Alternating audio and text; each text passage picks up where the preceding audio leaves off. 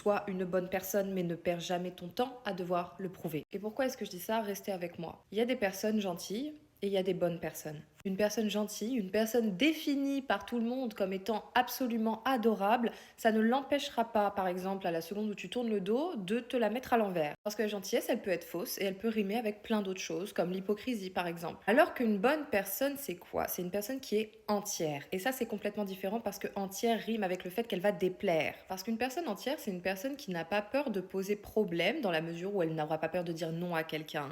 Elle n'aura pas peur de te remettre à ta place. Elle n'aura pas peur également de se remettre en question parce que son but à elle sera de devenir meilleure et de construire l'environnement autour d'elle qui sera meilleur pour elle. Mais être meilleur pour soi, c'est aussi apprendre à être meilleur pour les autres. Et ça, c'est très important de le comprendre. Et donc, être une bonne personne, eh ben, ce n'est pas censé se prouver ça. Parce que tu te le prouves déjà techniquement à toi-même. Parce que ça t'apporte de la confiance en toi, dans la mesure où quand tu te dis je vais faire quelque chose, tu le fais. Quand tu te dis je vais aider un ami parce que j'ai bon cœur, parce que je suis comme ça, tu l'aides. Tu n'as pas besoin que qui que ce soit te rappelle ta valeur puisque tes actions dans le quotidien définissent ta valeur en fait. Alors, je ne sais pas qui a besoin d'entendre ça ce soir, mais n'oublie pas, ceux qui sont appréciés de tous sont ceux qui font des efforts pour justement être appréciés de tous. C'est le but de leur vie.